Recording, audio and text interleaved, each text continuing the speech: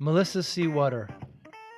What an incredibly inspiring young woman. She's got a DID, Dissociative Identity Disorder. It used to be called multiple personality, it used to be called a lot of things, but she was officially diagnosed a couple of years ago. She accepted it. Took a while for that to accept, but she has alters, or what she calls headmates, that are there with her. And the relationship she has with them is fascinating, and how they come to the front or the surface, and how she discovers them. They're there, but she discovers them. She calls it a system that she is. She uses pronouns when describing herself as us and we. Fascinating young woman. She a long road. She was misdiagnosed with autism, ADHD, with so many things, bipolar, schizophrenia. But finally, she was able to come to this point now where she knows what she has, and she's built a community. She has a podcast. She has a couple of YouTube channels. She talks about her alters or her headmates. It's absolutely fascinating because not only is she dealing with it, and she's very protective of this, of her system. By the way, you would think that there's kind of chaos, but she wants to better herself and be in a good condition so she can help the system. And she's got a great podcast, and like I say, YouTube channels. It's a fascinating discussion with Melissa C. Water about DID, and what we can do to help those who have it. You're going to enjoy this, and Melissa's she's beautiful, she's disciplined, she's brave. I really enjoyed this conversation. Thanks for listening. Hi, I'm Joey Pinz. People ask me, how did I lose 130 pounds? The quick answer is always discipline. I started my business, wasn't paying attention to my health, was eating too much, drinking too much sweets. My daughter was born. Next thing I know, I'm pre-diabetic, I have hypertension. I knew something had to change. Discipline. I, like many of you, have faced many challenges in your career, in your family, in your life, in your faith. How did you attack them? How did you approach them? How did you solve them, hopefully? It all had to have some degree of discipline. I'm also asked, how did you found and start a tech business and it lasted over 25 years? Discipline. I was committed to it, enjoyed technology, didn't enjoy some aspects of it, but knew it was necessary. Discipline. Our podcast mission: how do we use discipline to better ourselves and society? Join me, please, as I talk to interesting people and discuss how they use discipline in their family, in their passion, in their careers, and how it helped them. Our podcast vision: growth through learning from others. Joey Pinz Discipline Conversations. It'll be light and serious. Join us, please. Thank you for consideration. Yeah. So, as we were saying, is that when you were, first diagnosed with DID and your journey to get there from here, we were just talking about your brother and sister, and when you told them how welcoming they were and how open and unsurprised they were about the news. Right. They were very well, not they were I don't know if it was partially unsurprised or like maybe semi-expecting, I guess Mm. would be the thing. Because they sort of saw the signs before. Well, I mean, I think that I saw signs, but I wasn't really figuring it out because I was again denial mode. So Mm. it was mostly that I felt like it couldn't be the thing since like no, that's too far fetched. It can't be me. That's someone else, not me. But they saw the signs, so like they were like, yeah, this makes sense. It makes sense, and they're very supportive. They never felt like they were um like saying no poo poo that can be the thing or Yeah. whatever. So it was just like yeah, so it made sense to them, I guess, more than it did to me at the time. Yeah, it's absolutely amazing because you were so misdiagnosed. You were but bipolar. They thought you were autistic, ADHD, and then into like schizophrenia and things like this. And you were in denial, like you said. But then when you finally found out and you finally accepted it, what was that like? Was that burden lifted? It was. Well, not entirely. It depended. It kind of like waved back and forth sometimes. In terms of like, Mm. sometimes it was like, "Hey, this totally makes sense." Like, I can't deny it because, like, seriously, I'm hearing voices inside my head.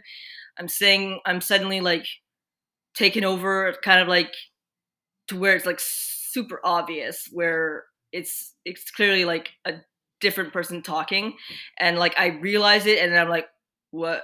So I can't really deny it in those moments, but then other times I'm like, well, that was, a while ago, and I was clearly, confused, and I must just be psychotic. So I tell myself that I'm psychotic because technically I feel like it's some way easier to believe that I'm psychotic than to believe that there's like that I'm not alone in my head for some reason. I don't know why that would be easier technically, but it feels that way sometimes. Mm. And Yeah. it was such a great I was just so glued to you talking when you talk about where you went to New Jersey and you met Maggie and you denied and denied and then finally accepted. Can you tell our listeners about that? So about when I met Maggie, oh, so there was Maggie exclamation mark on the Mm. same weekend, and so yeah, it was pretty intense. I think that it was John Q a few weeks before that, maybe a Right. month. So, but I had no idea, when that had happened, what that was. But when I kind of realized, it connected with me, like, because I was making jokes about it, right? But I thought I was making jokes about myself. So I was thinking, hey, it's, you could, everyone, like, to some degree makes some kind of joke about themselves, right? So like, Right. hey, I'm such, I'm self-deprecating jokes or whatever. And I felt like that was fine if I did it, but technically I was doing it about other parts of me that were feeling offended that I was doing it. So like, say Mm. I made this jokes about, like, say Maggie was very positive and very, like, fully smiling and a little bit euphoric, and everything was like beautiful and positive and great. So I compared it to an episode of Friends, like Friends, the show, the sitcom, where I think it was Alec Baldwin was in the episode, and he was comparing the Long Island Expressway to a concrete miracle. So I was in kind of like a joke. I was saying, I was calling this headmate, after I realized they were headmates, Alec. So manic Alec. And Uh, then after a while, after I was saying it, I realized I feel really offended by this, and I'm like, oh, it's someone else feeling offended. And I was like, what? They, and it kind of hit me more. They really feel like separately from me, while I'm like, what's this offense? Oh, you're offended. Oh, crap. And then it's kind of like this back and forth, like, I'm sorry you're offended. Like, I feel like an awful person. I was like, well, I know. And it's kind of like an inner conversation. But then, like, yeah, I realized so much more how real their feelings were because I was feeling them, like, connected with their feelings. And it was a real smack in the face, kind of.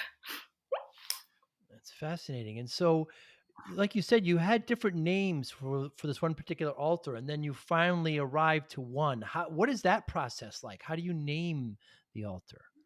Oh, I don't really. They do. Yeah, they tell me what their names are, except for Skittle because I don't know what her name is. So I had been calling this headmate Manic Alec Maggie because I didn't know her name. When she told me her name, I started calling her Maggie. It took me a while to figure it out, and like, she told me and she showed me what she looked like. So I drew a picture of her. She has red hair, long wavy red hair.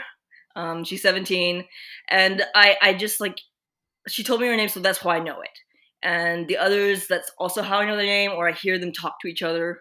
So they sometimes reference, like, say, hey, um, Etienne or whatever, like, 'cause there's a French town and an English town. So I think there's French and English headmates. So I don't know if it's necessarily a different town, but I'm thinking. So I hear their names. They tell me, or I hear them talk to each other. Skittle, I named her because it's a nickname. And I was trying to call her something other than something really offensive until I knew her name, which I still don't. Not really. So I was calling her something mean. It was more like an insult than a name. Hmm. So I felt like, okay, so until I know your real name, I'll call you because I had made a joke saying, I'm dissociating into a bag of Skittles, taste the rainbow. And then it was something like the next day or a few days later, she ends up surfacing or fronting when I was super upset. And then she kind of bounces off and tells my sister-in-law, I'm the best smile in this bag of Skittles. So I ended up thinking, later when I was connecting with her and realizing that she was a headmate, thinking, well, maybe until I know her name, I'll call her Skittle. And she got super excited. So I thought, bingo, that's the name until we figured this out. Yeah, and you mentioned that sometimes when you're having a particular bad day, which we all do, and then your headmates kind of back off of you. Does it ever happen where an alter or a headmate has a really bad day and you could sense that and the others can feel that as well?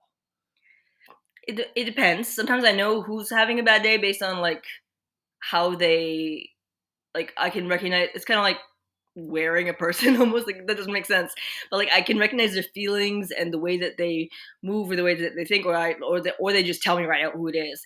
But Hmm. like I don't know, like if they're feeling down, like sometimes they say it right out or sometimes we're just feeling really triggered and someone else comes forward and I have no idea what's going on and most of the time I'm clueless. So I'm the one that's in the dark. Well, I think they know more than I do, but I'm mostly kind of trying to figure it out, really, and just recognize them based on when I felt them before or when they talked to me before, by their voices, by their mannerisms. So, And the relationship is obviously I'm talking to Melissa. You're the host with mm. those other headmates. Do they feel that they're the host and you're a headmate? I sometimes wonder that. I kind of like it was kind of a weird one once. Like it was maybe a few weeks ago. I'm kind of falling asleep in my hand, right? So like trying not to just go to sleep because I have to be productive, right? And I'm kind of like falling asleep in my hand. I hear someone say, "I'm Melissa. I'm Melissa. Can you even hear this voice?" And I was like, "Am I confused or are you?" Hmm. So I was like, what does that mean exactly?" So like I don't know if maybe there's like sometimes like some of us think they're like I don't know. I'm not entirely sure, you know, but I think that mostly they exist within kind of what we call an inner world, where it's kind of like a say you okay, so you're dreaming you're going to like I don't know the beach in Cancun or I don't know, so and then you're picking yourself on the beach. Oh, this is soothing, it's relaxing. But then at the same time, like you're seeing this world in your head. For them, it's kind of like that, but way more vivid, way more like interactions between each other. Kind of like Hmm. they can speak to each other in this place. That's kind of like, and that's where they generally. Well, I can hear them within acting and speaking within this place. But I haven't personally seen it. Not exactly. I sort of meshed into there a little bit, but I'm still working on that. Wow. And in technology, we have something called servers and virtual servers, where we have a physical server and there's virtual servers inside. I don't know if you're familiar with this concept, but that's what I'm a technologist, so that's why I kind of reference that. So DID, uh, I haven't heard of it until I started watching your videos. Dissociative identity disorder. What should people know about it? It was commonly called something else before, and now it's this. What should people know about it? So, dissociative identity disorder, or short DID, was once known until 1984 as multiple personality disorder, and before that as split personalities, Mm. which was a confusion I think with schizophrenia because like I think that schizophrenia means in I'm not even sure what language, but split mind. So there was a confusion between schizophrenia and having alternate identities or personalities, and then there was a confusion between borderline personality disorder and multiple personality disorder, Mm. and there was a lot of stigma and hype in the media, and it got out of like way out of control, like movies and d- calling it like fake or like saying it was caused by therapy or like iatrogenic, saying that therapists were in like making people think this existed when it really didn't. saying that it didn't exist at all, or that it was overdiagnosed or underdiagnosed, and it was just Mm, such a big hype that they decided to rename it and kind of cool things down from the stigma of the name multiple personality disorder, and give it something a little more precise, really, because it's more about identity than about personality. Everyone really has a personality difference. Like, hey, like sometimes I like tacos, and sometimes I, I like pizza, and sometimes I talk in a British accent when I go to Britain. That doesn't mean that you're a headmate. mm. It really just means that you're being influenced by your surroundings or taste or time. So it's not about a variance in likes or dislikes. It's about an actual separation in identity of like walls of barriers that can actually be memory, can be personality differences that are completely stark, knowledge that's completely stark, abilities, talents, um, symptoms. You can have like one disorder or not.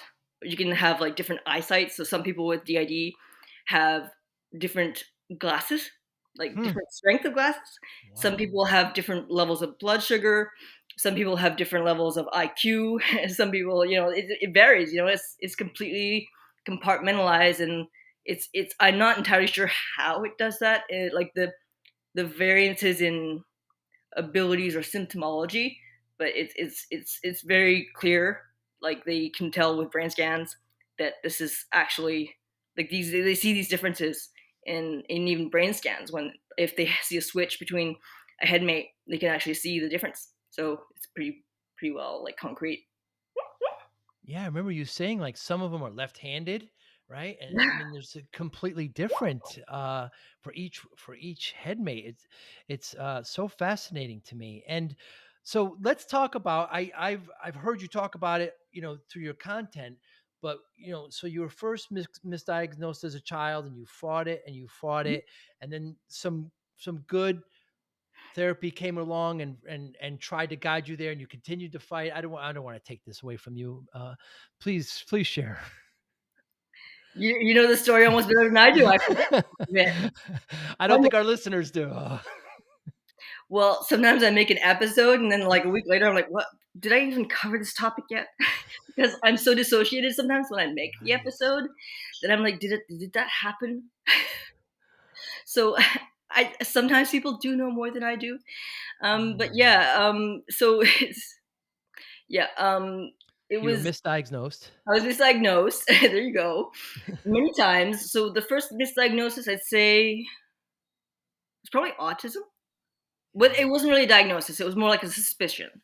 Right. And then that was ruled out, and it was ADHD, and I was actually labeled severe ADHD, whereas that was more likely, dissociation, because I just really just couldn't stay present and concentrated on the moment or like what was going on. I had to repeat everything that what someone would say, like as in a conversation.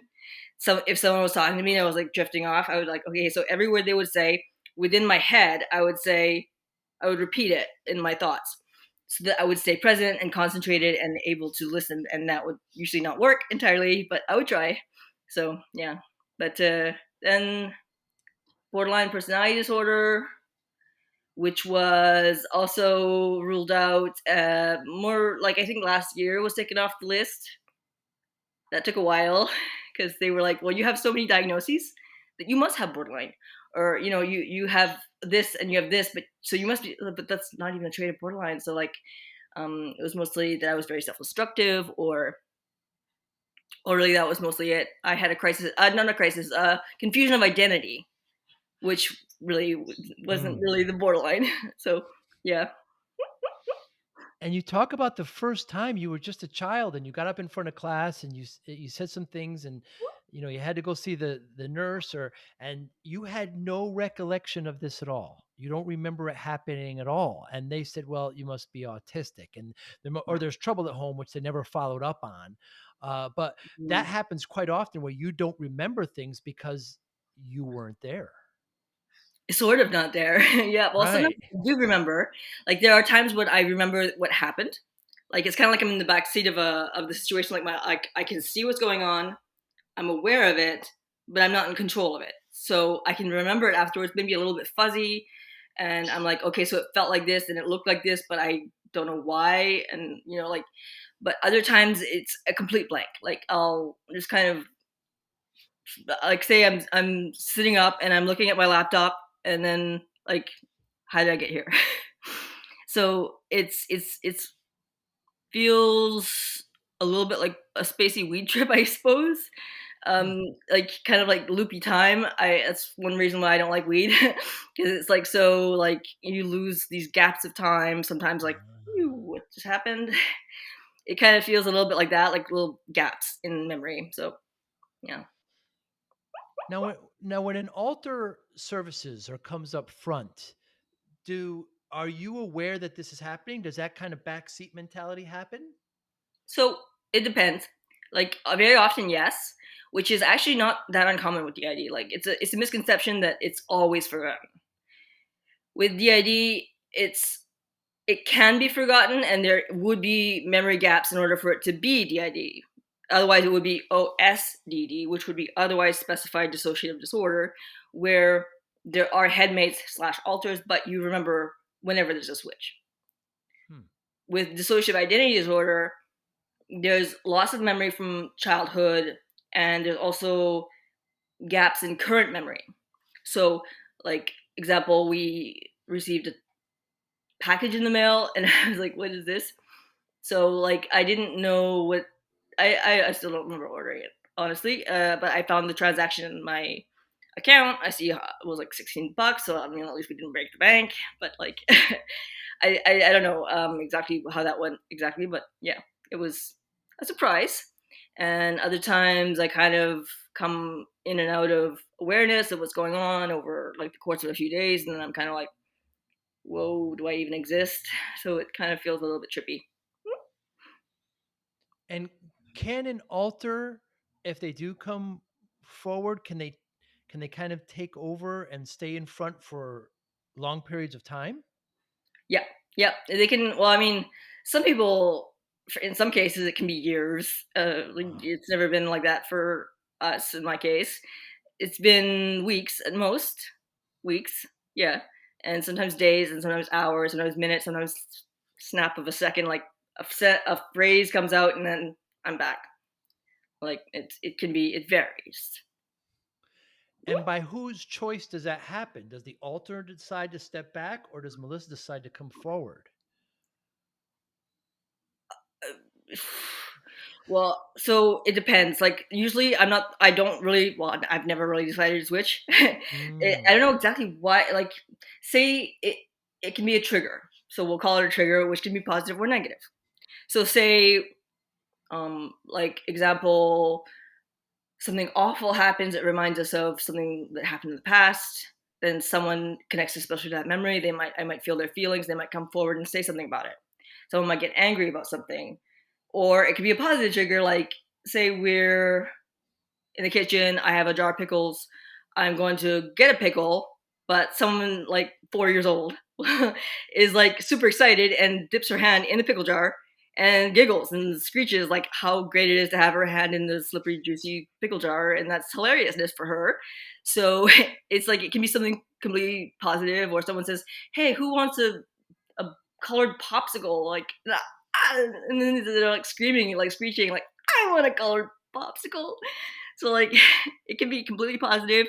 It just like, if it interests them, if it connects with them, and they have something to say about it, they're like, "Hey," and they say it, and then that's it. And sometimes they just leave, or sometimes they stay for a while. It depends on how that goes. But lately, like, I mean, the first times it happened, it was like weeks or days, but yeah, I really didn't know what was going on. I didn't know how to like focus or get back to myself, and it was so new. But like more and more lately, it's more like just kind of um like like a sentence here and there, or like a few hours, or like a feeling for a while, like a connection to someone else's feelings while I'm feeling my own feelings without necessarily being switched. Can be like influence without necessarily being a switch. How do you communicate with your headmates? Well, it depends. Sometimes we don't. Sometimes it's kind of accidental.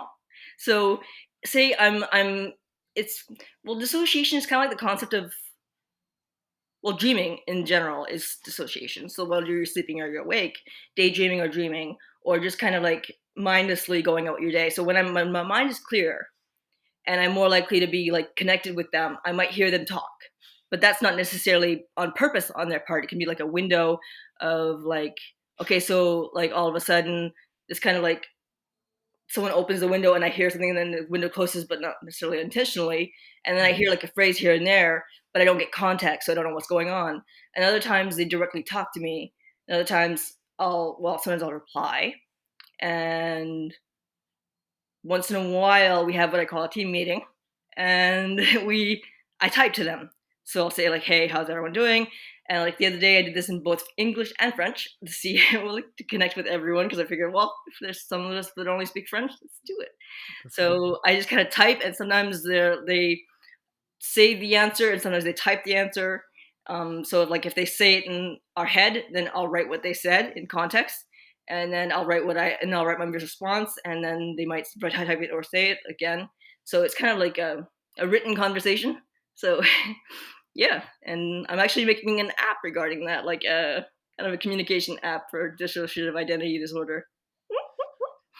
That's fascinating. And how do you begin such a meeting, an endeavor? How do you summon everyone? Say, okay, let's get together, group chat here, a group meeting. Well, it doesn't always work, I but I see. figured out like there's like ways to kind of help the connection. Like say we have a blanket that I got from Amazon, and I'm like, okay, so this looks like a nice thing to sit on with we call them littles, like the younger ones. And someone actually a few friends gave us some toys for the kids, and they're like, okay, this one's for Katie, this one's for Skittle, this one's for so and then we get the blanket, we get the toys, and we watch the cartoons. Then they're like, oh my god, the cartoon. And they're like, how like kids, like really little kids, the way that you know that there's a really small child in the house even though there's no children around is that there's fingerprints on the television screen. Yes, yes. So that's one thing that we do is like reach out to the screen and like practically touch it or like almost hug the laptop screen. So we get like in a space where we're connected, and then maybe I'll like talk to the kids and like, hey, like this is and I remember asking Katie if I could be her big, kind of like, and just kind of talking and connecting and saying how they feel and how things are going, and then say, okay, so I'm going to talk to the bigs now, like the grown-up alters.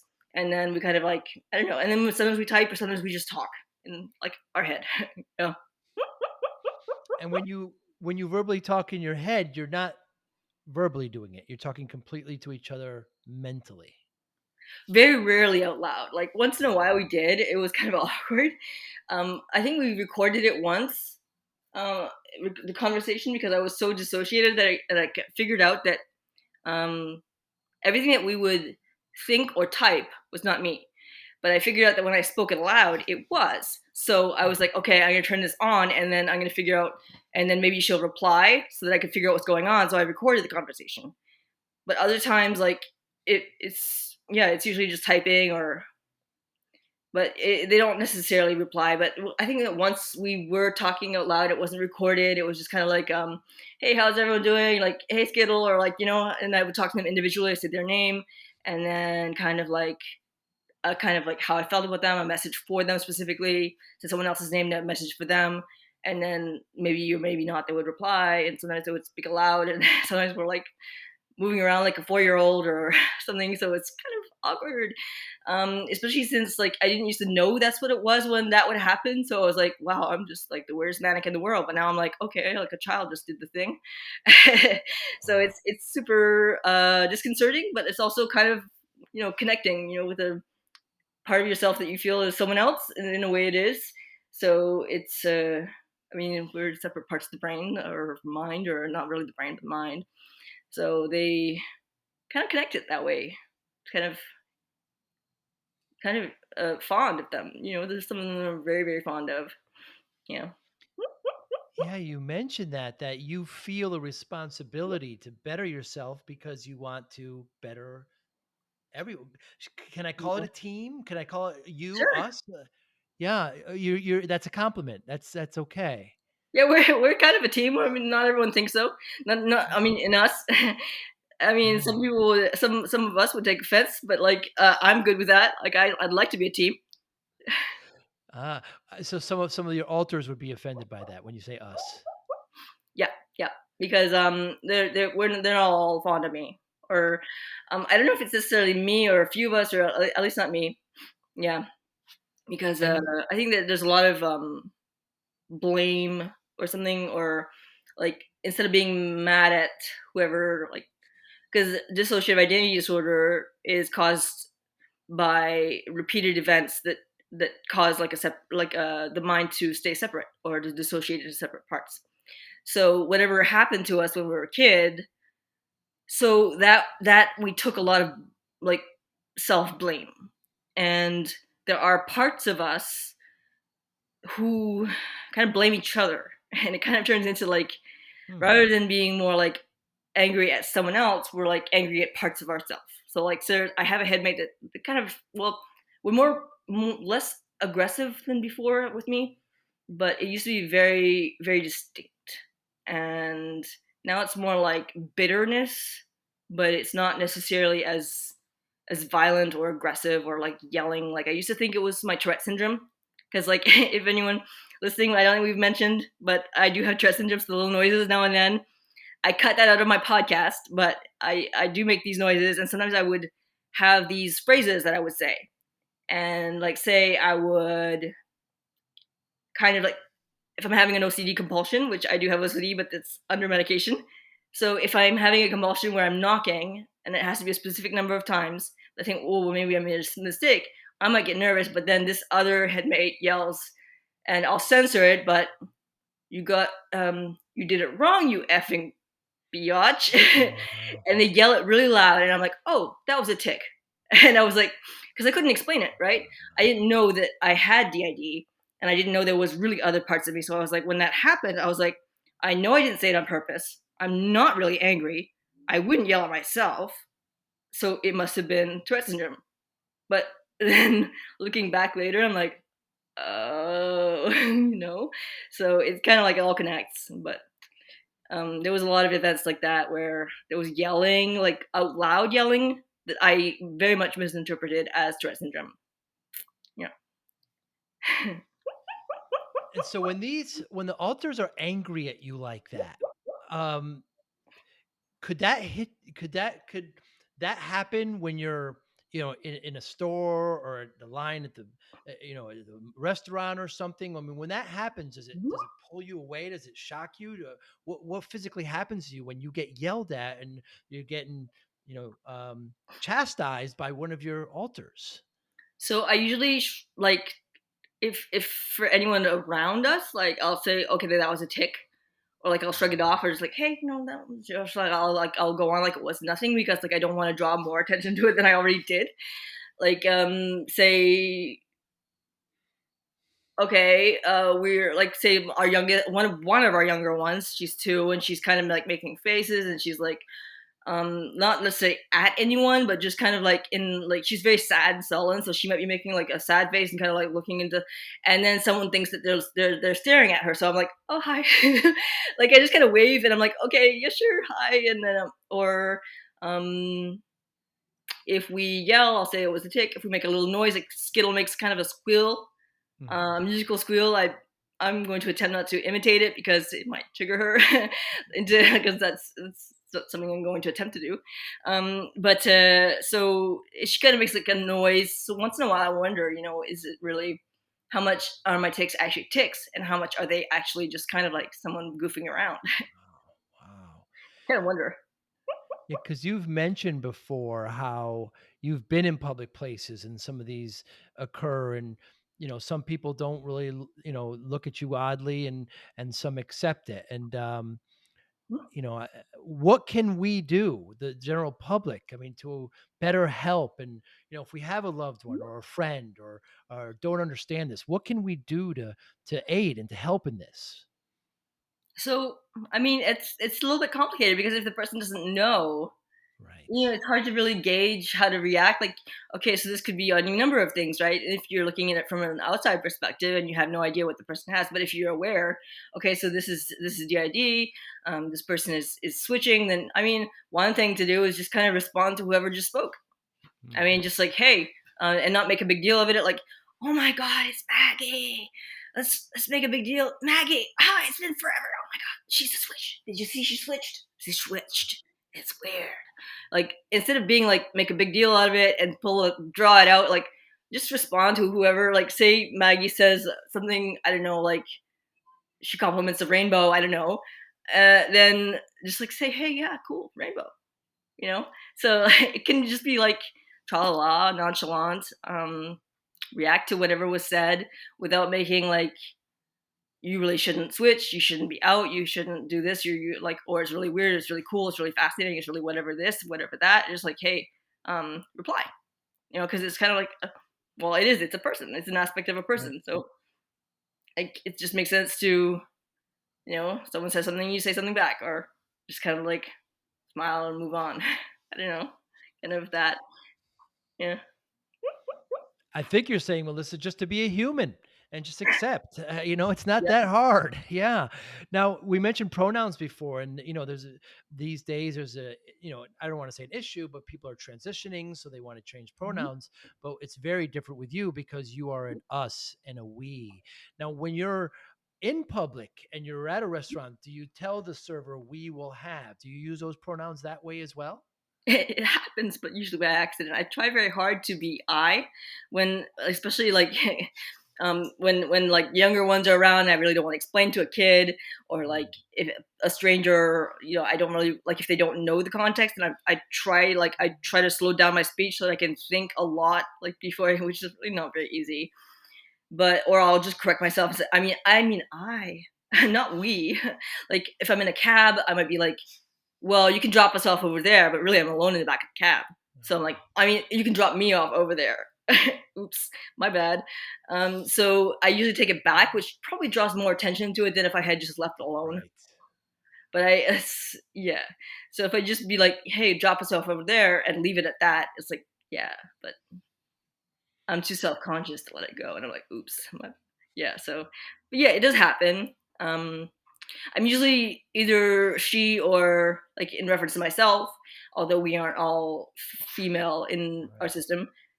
But we like depending on like say I might say I, or one of them might say I, because if they're talking and they're only referring to themselves while they're talking, then it's I.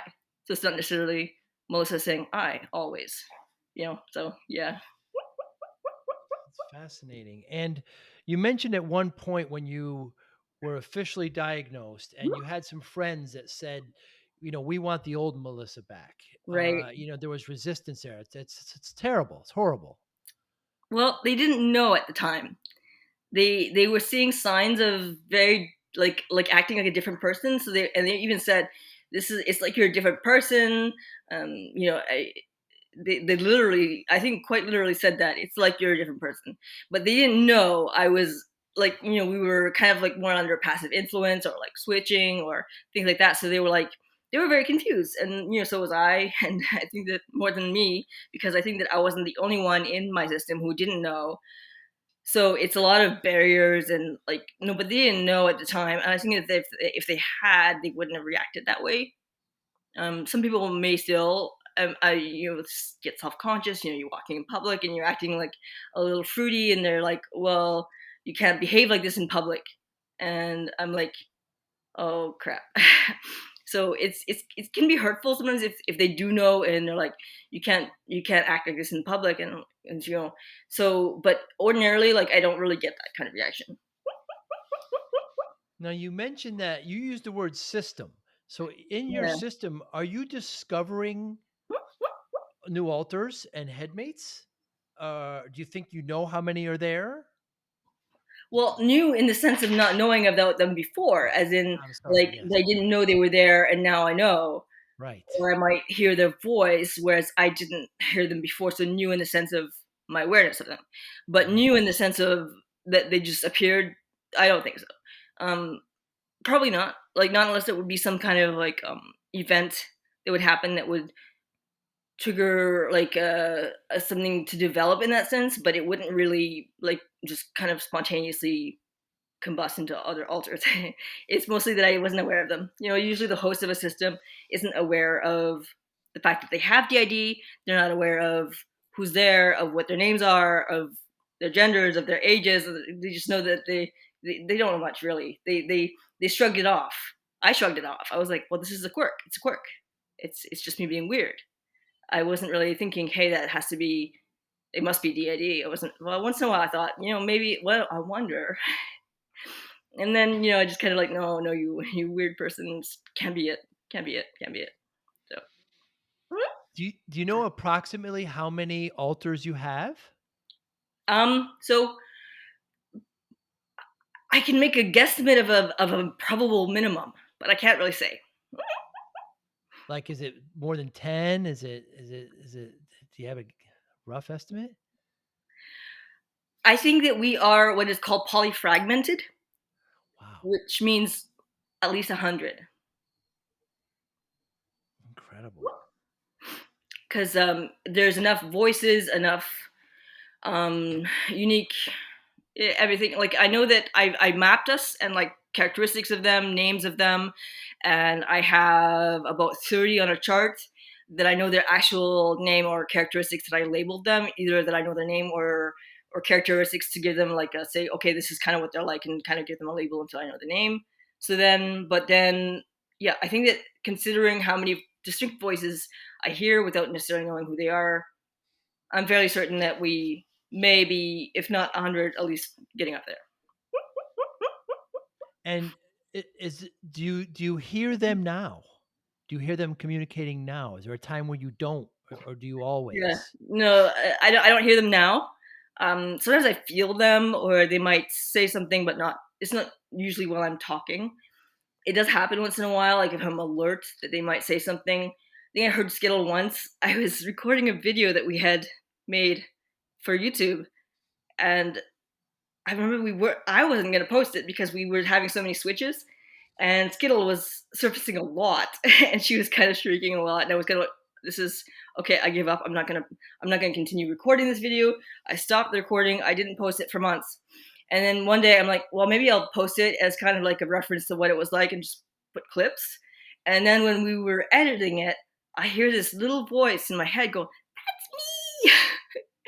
And I knew it was Skittle because like we were watching the Switch, and it was Skittle that switched, so I knew, hey, that's her voice, and I was so taken aback. I was like, what?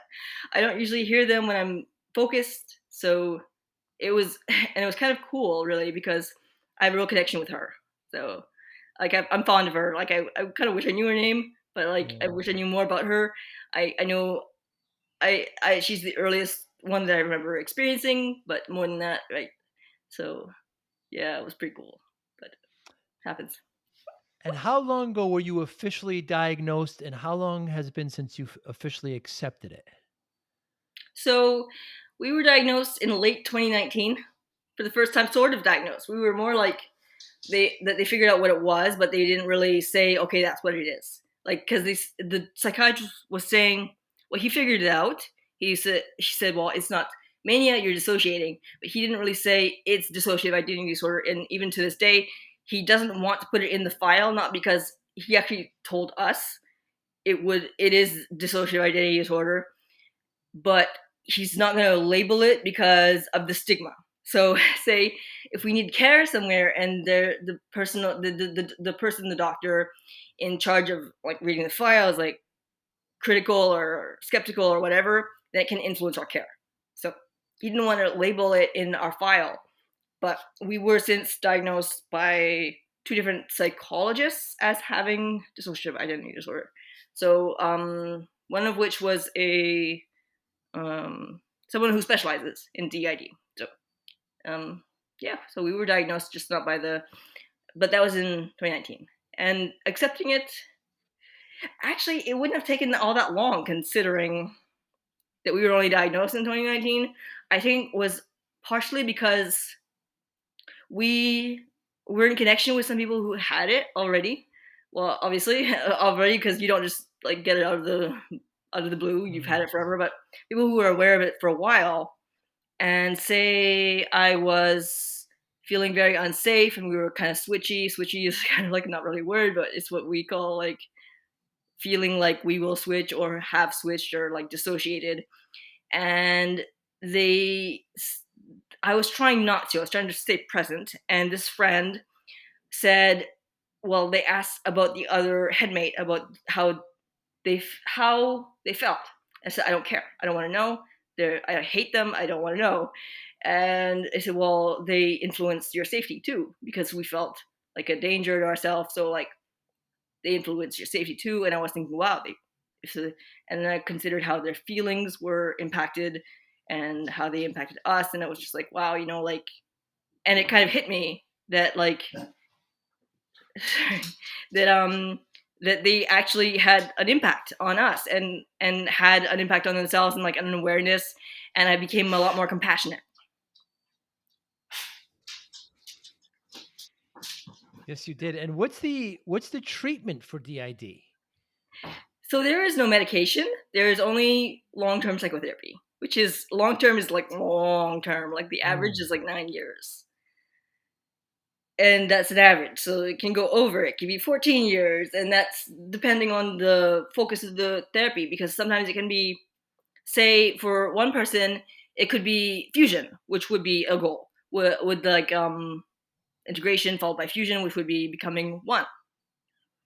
Whereas other people, like us, myself, ourselves, we prefer the idea of functional multiplicity. So that wouldn't be quite as long in therapy to achieve. So Functional multiplicity. yeah, So you don't like the idea of fusion. You like the functional multiplicity. Why? Why? Tell me, explain that, please. to be honest, the fusion scares me, and like the way I see it, like not everyone sees it that way. Some people want to fuse, obviously, like 'cause it does happen that way that some people want to, but more and more it's accepted that that's not necessarily what someone wants to do, because like one, it's like you get used to being you, right? So Mm. you're Joe and I'm Melissa, and like would you want to get in the same head and live together forever in the same head, except that you will never be Joe again and I'll never be me, Mm. but like Mm. we'll be like a combination of us and we'll exist in a different way. Does that sound comforting to you? Mm. Like it's like saying, so this person and this person are going to meld, and at the same time you'll just exist, but at the same time you'll continue to exist but as something else, and you don't know what that's going to be, and that's super disconcerting. So and I feel like I would not only be like, maybe I'll be the predominant like identity, maybe not, and at the same time like everyone's scared, all of us are scared, they're like, I don't want to do that, so it's scary, it's frightening, and it's unknown. So like, and will we like who we are afterwards? So I'd rather get along. You meant so functional multiplicity. It's fascinating. You mentioned at one point how one of your alters was really upset with you and shout at you, but Yeah. now it's kind of been quelled and it's turned into like bitterness, which is better Yeah. than pure anger. Is that because of the therapy? That's because of our communication, I think. Because therapy, we're still in the beginnings of it. And for the first while in therapy, we weren't really supported as a system. It was mostly like it was for me, and they would refuse to talk to anyone else in the system. So, like, say Maggie or one of the kids or littles would talk, they wouldn't be responded to, and it would be completely ignored. And not that they didn't believe in DID, because they did diagnose us, but they felt like it would be encouraging dissociation, which isn't really how you go about treating dissociative identity disorder. You have to treat the whole person. And so the therapy, not really. It was mostly me trying to communicate and connect and understand and kind of like get past it and say, okay, so you feel this way, but maybe there's a reason for it, and I'm sure you have a very good reason, and I don't know everything, and maybe you know more than I do, and I try to be like, okay, so if someone's angry, then cause and effect, right? So like, how can we work this out? It's kind of like I treat it like another person would, like, which is sort Mm, of the thing. um yeah. so it's like, okay, so you have a tiff with someone, let's talk about it. So it's been a lot of work and communication, and eye rolling from their part, and I don't know, like trying. So yeah, it's been a lot of communication, a lot of working, but sometimes it just we'll see in time. We'll see in time. Do you feel that uh, the alters have accepted the diagnosis of DID? Not all of them, and I would say potentially because not necessarily because they don't believe that it's DID, but because they don't want anyone else to believe it, or because they don't want me to believe it. They want it to be covert. They want it to be, but at the same time, others are like, hey, that's what it is. It's, I might say something like, because everything for me is a waffle. I don't know why. Like everything good and bad is it's all a waffle. That's such a waffle. You're being a waffle. So I would say there's no such thing as a waffle, because like as dissociative identity disorder, there's no such thing as dissociative identity disorder. And then another one of us replies, I assure you, there is such a thing as a waffle. So they're like, yes, it does exist. We have this thing, but so It's it kind of delicious. it varies. That's absolutely fascinating. And one point when in your content, you talked about trying to understand DID. You talked about the concept of bunch and bunches. Yeah, that was Can you John elaborate? on cue Yeah. because so we were very focused on learning like everything and figuring out everything to like facts, what it meant, what led to another fact, and then so like it just kind of like costs our mind like what is a bunch exactly. And then we had to figure that out. So, like, in order for something to be a bunch, it has to be at least 13. And for it to be bunches, it has to be at least 2 packs of 13. So we were trying to figure out everything. So that's why we were bringing up the bunches thing, because it was kind of like where it started. It was kind of like a little bit of a rudimentary concept of bunches or bunch and like, so we were going off on that, and it developed into like what causes light, perception, atoms and electrons and hitting retinas and all the waffles. So it kind of like it's one thing led to another, and it started with the concept of bunches and figuring out information because one of us is particularly adept at understanding fact or concepts or linking information more so than me. Yeah. It sounds like you actually started questioning reality, right? You started reflecting on everything. Yeah. it was it was trippy because especially learning about light, it's like color doesn't really exist. Doesn't There's no such thing.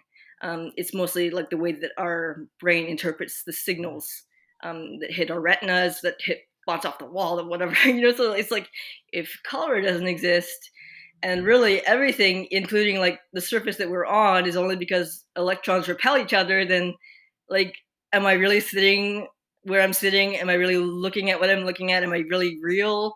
So like if it just kind of like it became so trippy that like it's yeah we questioned like, but that's not entirely uncommon with dissociative disorders. Feel like you don't exist or like the world around you doesn't exist. It's pretty much a pretty like depersonalization where you feel like you don't exist, or derealization where you feel like the world doesn't exist. So that's not uncommon. It just kind of became more amplified in that moment. Now, the DID community was not happy about certain portrayals in Hollywood over DID, especially recently in Netflix. And you want to talk about that? So Split was actually based on a movie that's being remade now, which is also very upsetting to the community. Billy Milligan was a true story, which is what Split was based on, which was a murder. Um, uh, and the thing is that mostly in Hollywood, concepts is so like 99.9% of the time if they depict dissociative identity disorder, they're showing like someone that's like hacking someone to pieces or Right. attempting to, or like someone's being picked off one by one, and in the end, oh my goodness, it was the person that has 12 heads. Like, and they depict it like it's this scary thing where we're gonna reach out and kill everyone, and then after Split had come out, especially then, everyone who was already, we'll say, out with their diagnosis, like people around them knew, they were rejected. They were, even their families weren't able to handle it. They were like, well, which one of you are going to kill me? Are you dangerous? And some people who were in the public eye, like that had the ID and were activists or raising awareness, they were getting hate mail and harassed and like for being what they perceived as murderers or like aggressive. And really the thing is that people with DID, the cause is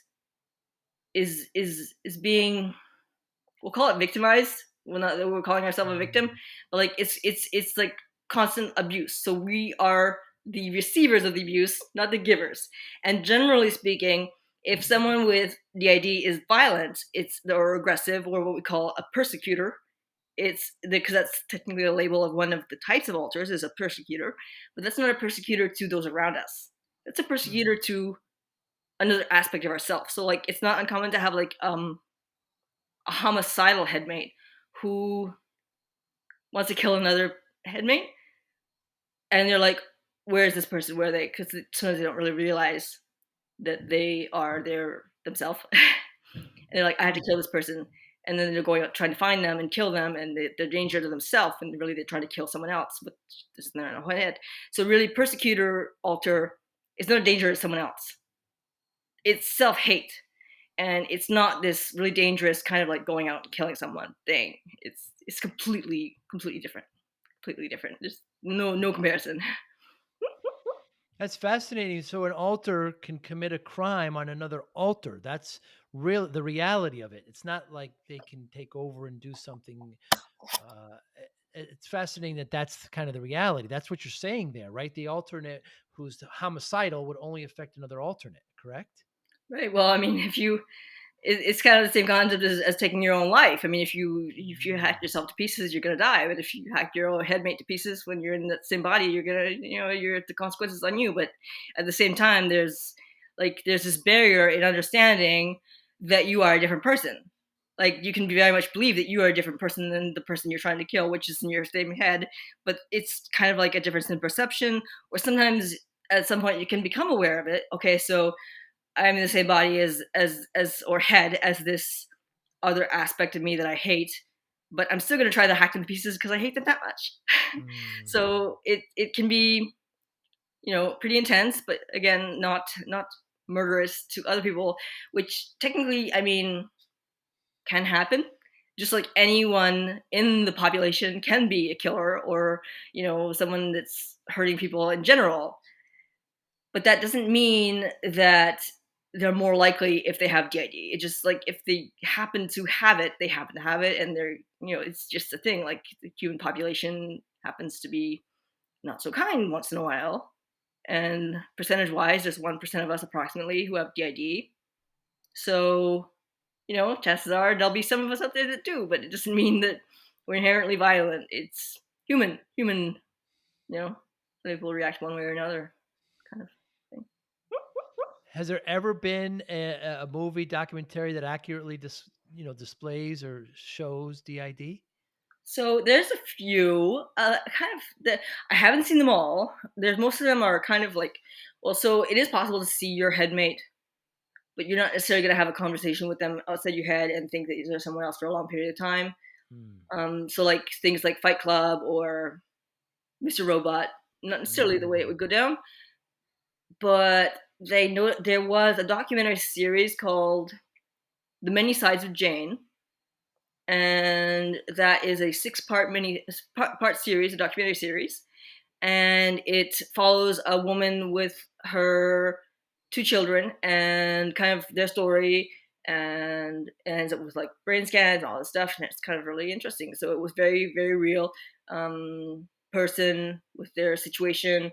The only thing that people didn't really like about it was the kind of like freaky deaky music whenever there was a switch, but that was really just kind of like a kind of a sound effect to kind of indicate that there was being a switch for those that Mm. might not catch on.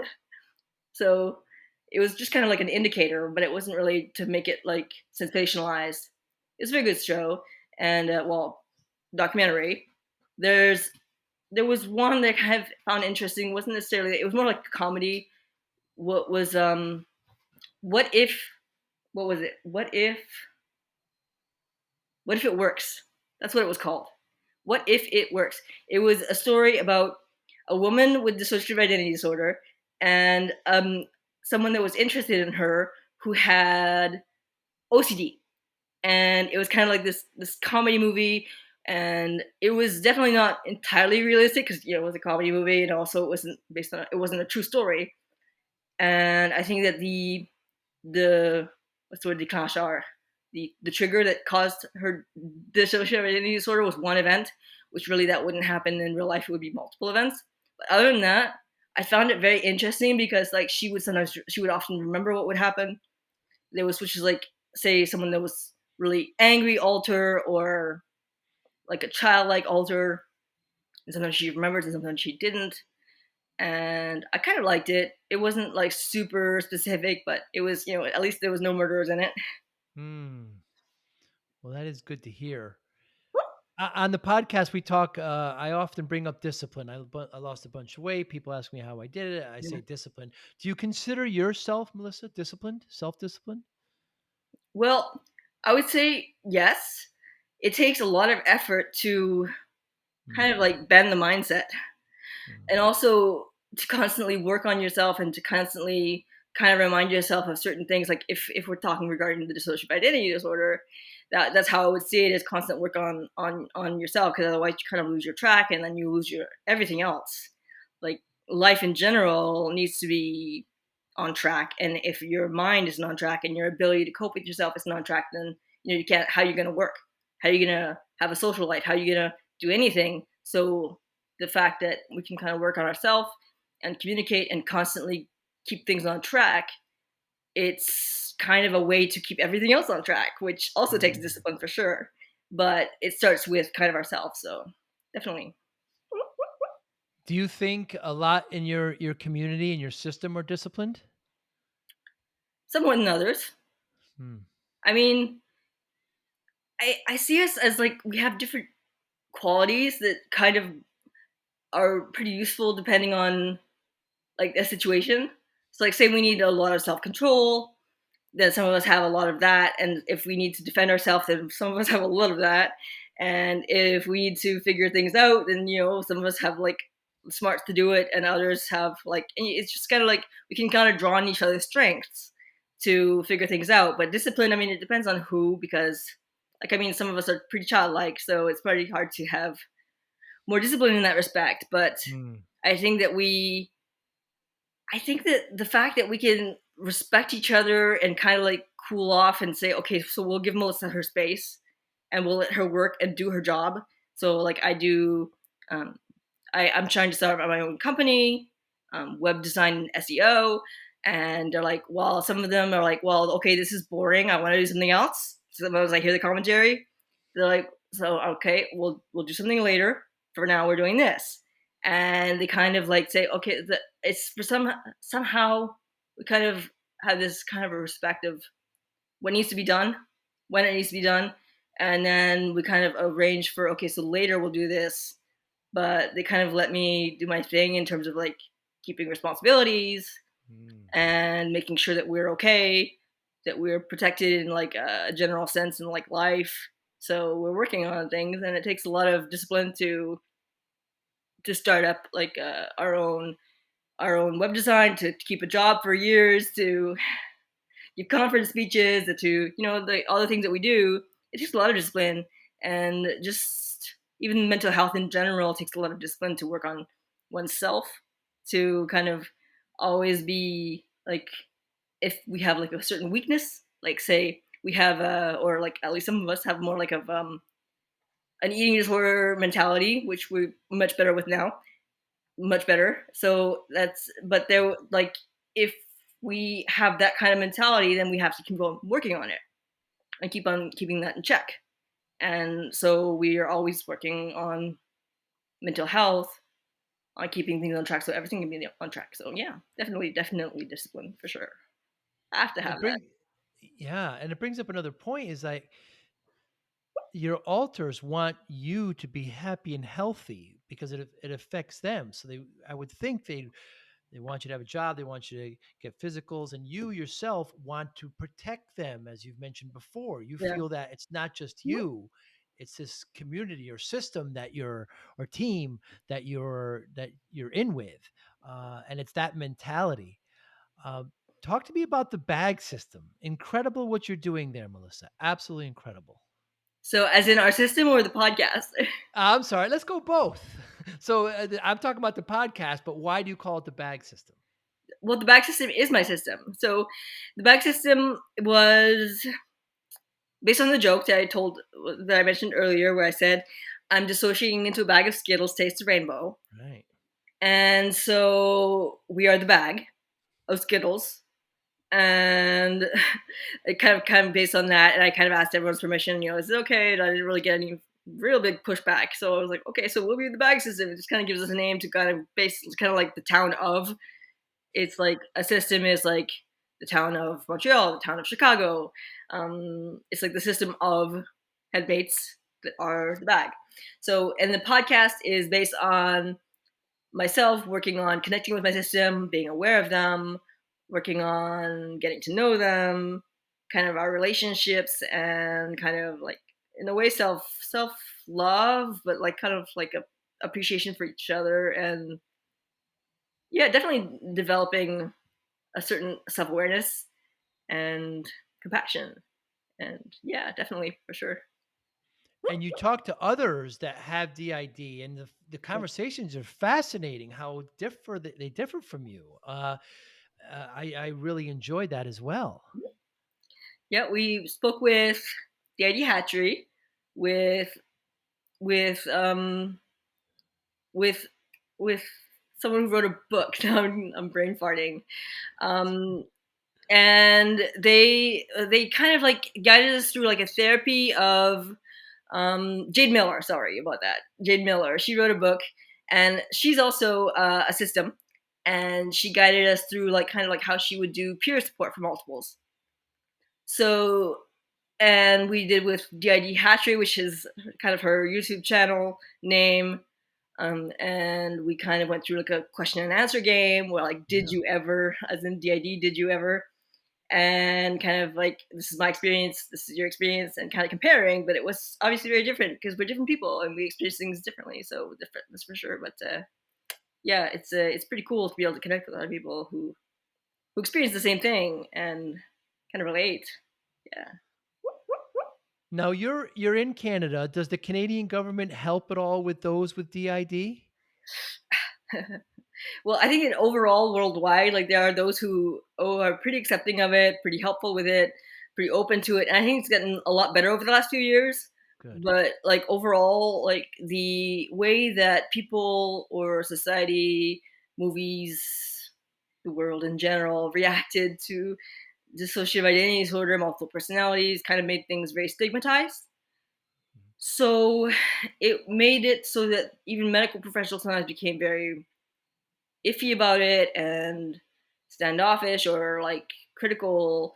And but more and more there's awareness of what it really is, and it's less like fantasticalized, if that's even a word. So it's Mm. more accepted of the way that it's just like a kind of a way to process trauma, to react to trauma, to survive as a coping skill, a survival skill. So really it's been more like understood and normalized. So if you were like in Quebec, where um, we're from, because we grew up in Quebec, but we are currently in British Columbia.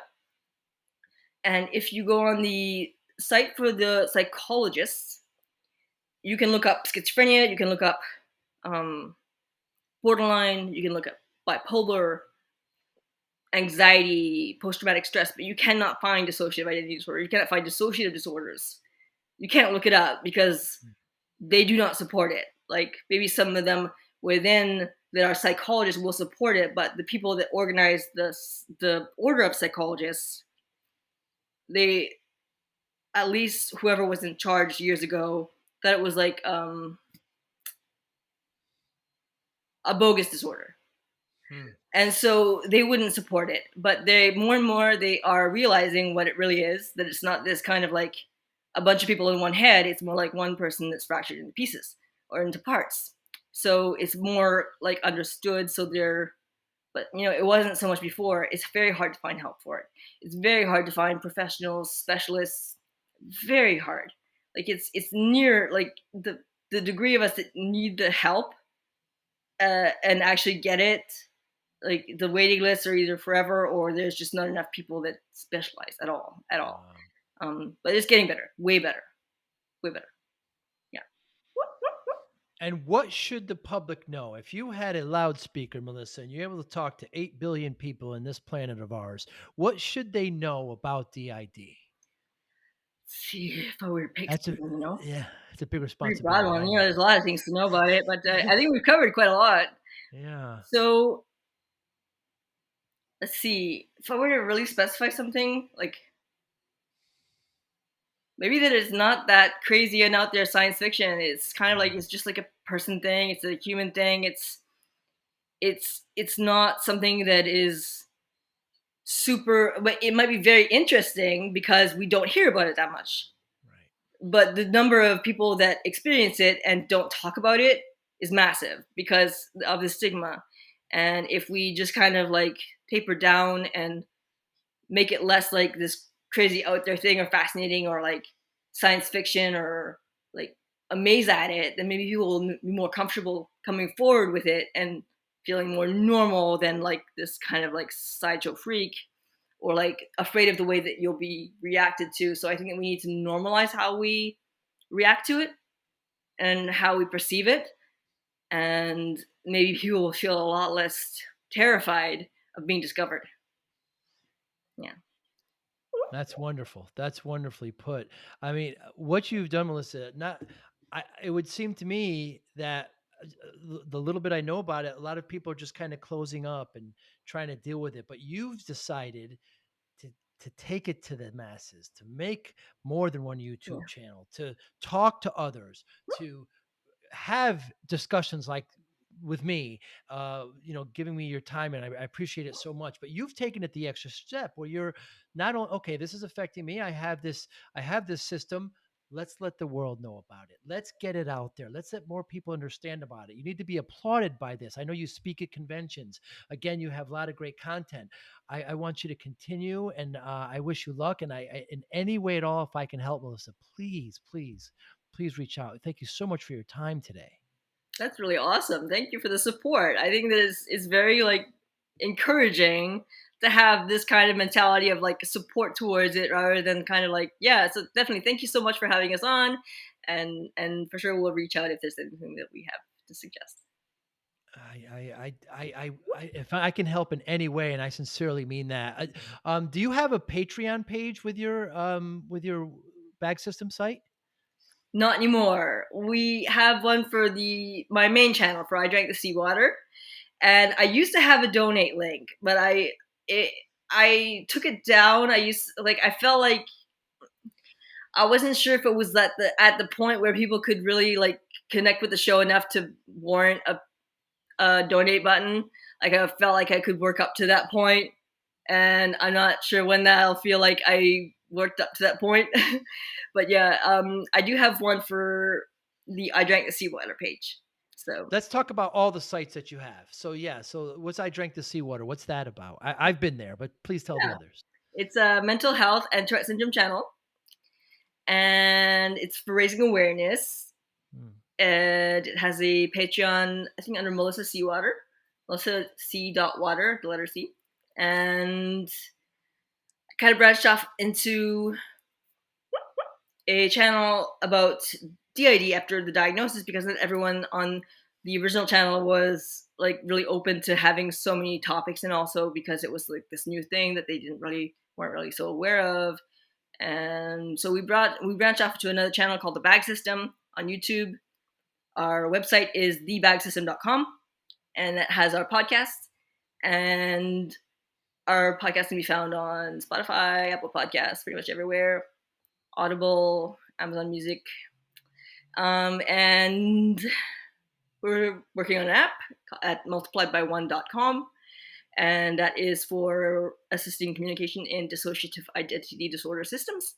So that is being developed now out of on a public repository in GitHub by a team of volunteers. So that's pretty exciting. That's awesome. Hoping that that comes. We're really working hard to come to fruition with that. So it's at multipliedby1.com, and yeah, so we're kind of everywhere. Yeah. Absolutely wonderful. Thank you so much for your time. Your bravery, your discipline, your genuinity is so shining and reflective. I just can't say enough great things. I wish you so much success. I hope one day to meet you face to face, you and your system. You plural, of course, and maybe have a cup of coffee.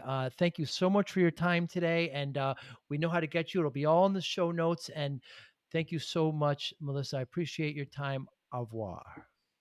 Au revoir. Thank you for listening and or viewing Joey Pinz Discipline Conversations. Please share this episode with one or two of your friends who you think may benefit from the episode. Our website, www.joeypins.com. There you'll find lots of resources and you could join our mailing list. Please follow us on all our social media, Instagram, Twitter, and Facebook. Podcast information, the video version of our podcast is on YouTube. Please subscribe. Audio is on all major podcasting platforms. Please follow them. And if you like it, please consider giving 5-star rating. Would really appreciate that. Would you like to financially support the podcast? You can go to our Patreon site. Consider $5, $10, or $20 a month. There's all kind of plans that we have there. There's like a one-time payment. What is this podcast episode worth to you? $25, $50, $100, $500, $1,000, $5,000. You be the judge. You can go to our PayPal account to do that as well. Thank you again for listening or watching Joey Pinz Discipline Conversations.